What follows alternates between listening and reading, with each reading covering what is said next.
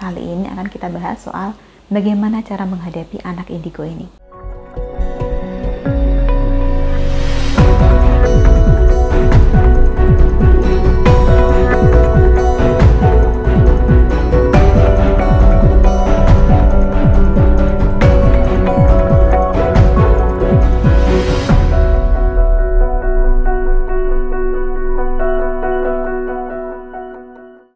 Salam Rahayu, kembali lagi dengan saya Dewi Suntari.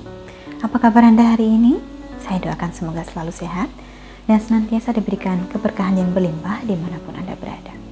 Sebelumnya, sudah sempat kita bahas seputar anak indigo, tentang apa sebenarnya yang dimaksud anak indigo itu, dan ciri-cirinya anak indigo seperti apa saja. Untuk menyambung sekaligus melengkapi bahasan tersebut, kali ini akan kita bahas soal bagaimana cara menghadapi anak indigo ini. Saya merasa ini akan menjadi wawasan yang cukup bermanfaat, terutama bagi Anda para orang tua yang buah hatinya menunjukkan ciri-ciri anak indigo. Sepanjang pengalaman dan pengamatan saya, banyak orang tua cenderung kebingungan ketika menyadari atau diberitahu bahwa anaknya adalah anak indigo. Bingungnya karena tidak tahu harus mengasuh atau mengarahkan anaknya dengan cara bagaimana.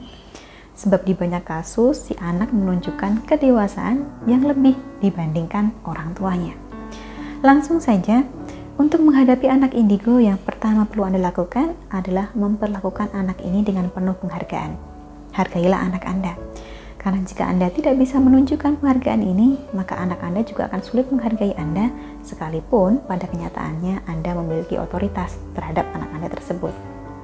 Yang kedua, dengarkanlah pendapat mereka. Dengan demikian mereka akan tahu bahwa Anda peduli pada apa yang mereka pikirkan. Kemudian yang ketiga, dampingilah mereka untuk mengembangkan kemampuan. Berikan mereka pilihan.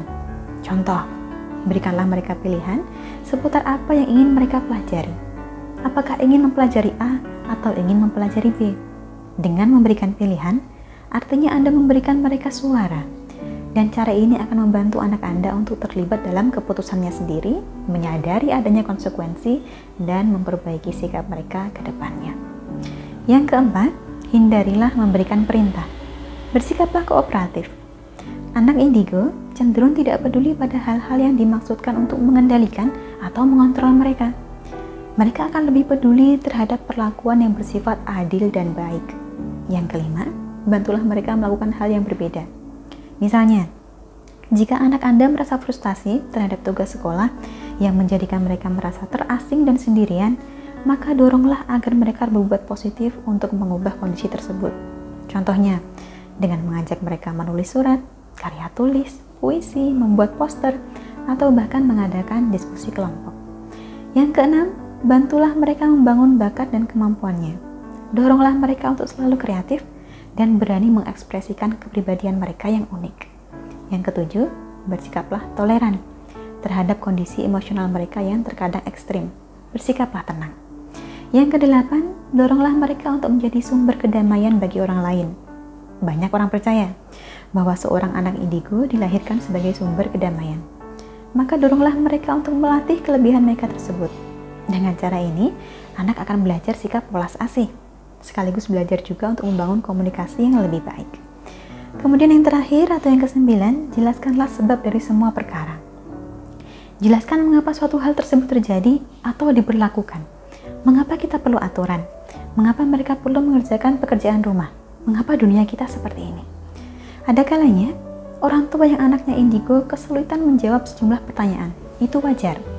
Yang penting, ketika Anda tidak mengetahui jawaban dari pertanyaannya, maka pahamilah rasa frustasi mereka dan tunjukkanlah sikap empati.